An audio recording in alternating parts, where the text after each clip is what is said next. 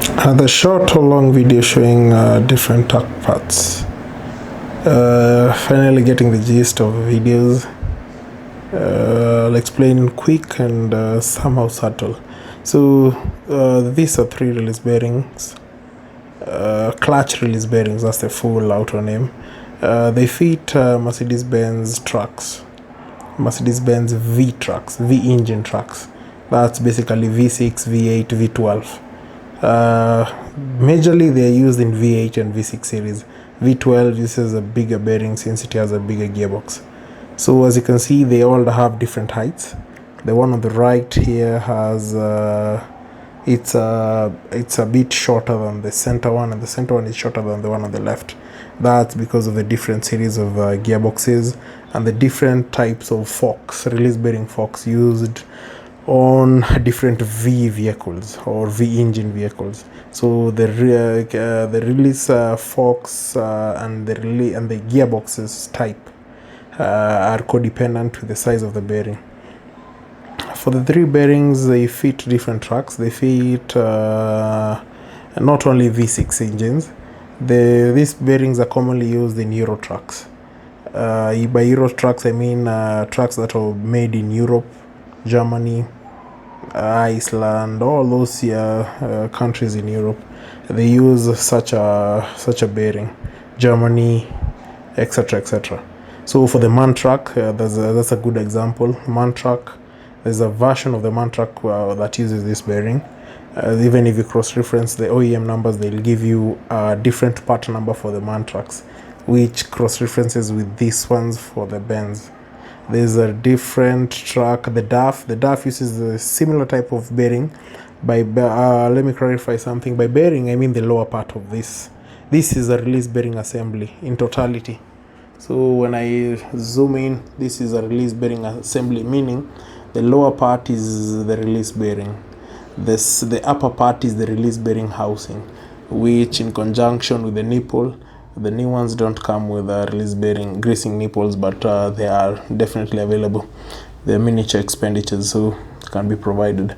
But they don't come with it because you need to remove the one that was previously in the truck before replacing it with a new one. So the lower part, as you can see, this is what we call the bearing, this lower part. If I can zoom in a bit, right there, you can see there's a space between the housing right here. This is where the release bearing starts. So that's the release bearing of the truck.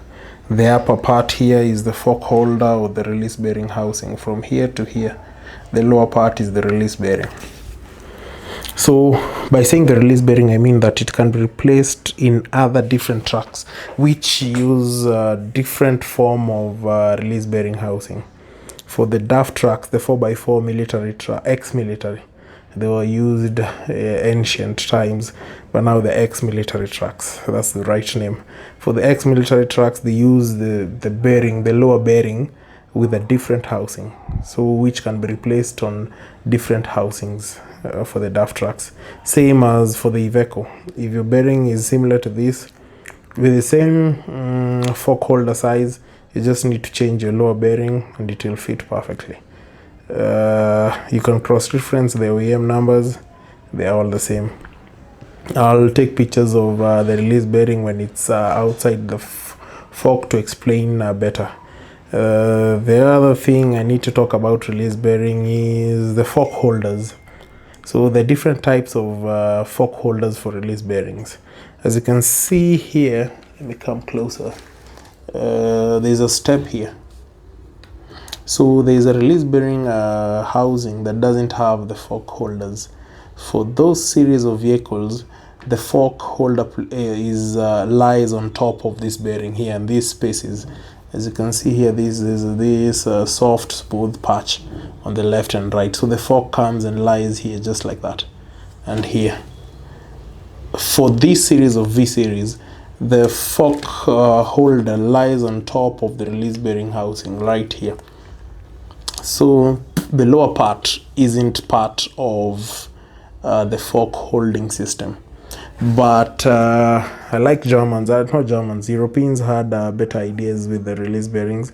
So they formed a release bearing, the lower side, that can be replaced into different vehicles in case it's needed to be sold for a different part. That's why they put the lower fork holder plates together with the release bearing housing with the fork holder on the left. So if you need to interchange the lower bearing with other vehicles, you can easily just remove it and remount it on the different vehicles.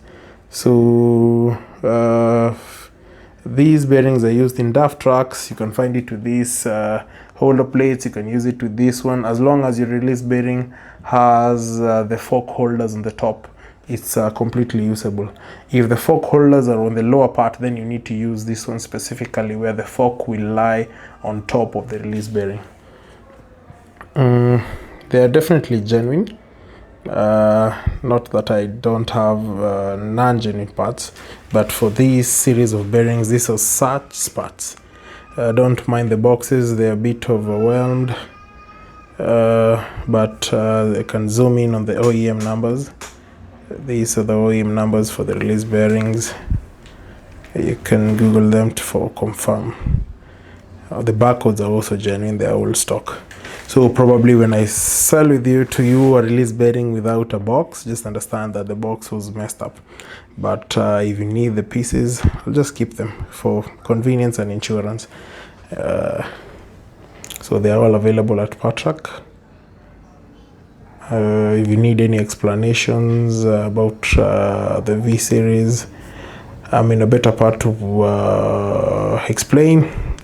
I'm also younger, so I'm not really conversant with the V-Series, except the parts part. But I have my bosses, my dad specifically, who can be in a better position to explain.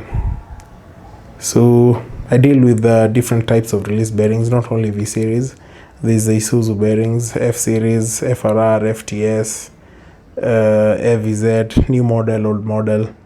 There is Land Cruisers, all bearings in general, even the wheel hub bearings, they are all available in stock. If I don't have them, I can cross-reference them with my neighbors from Japan or China, depending on your convenience and your pockets. Thank you.